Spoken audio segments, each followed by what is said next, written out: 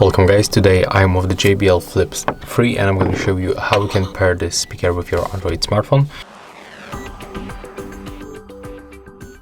So at first you have to power on with this button, click on it once.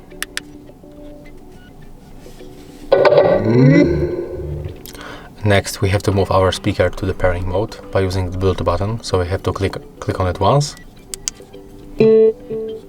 When this button is blinking like that, it means that the speaker is in the pairing mode. So we can simply open the Bluetooth settings on our Android phone.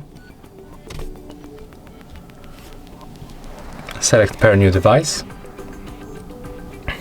Take a look right here. Click on your JBL Flip 3. Accept pairing request. And as you can see, after a few seconds, we are successfully connected. So that's how we can make it step by step. If you find this video helpful, just remember to like, comment and subscribe.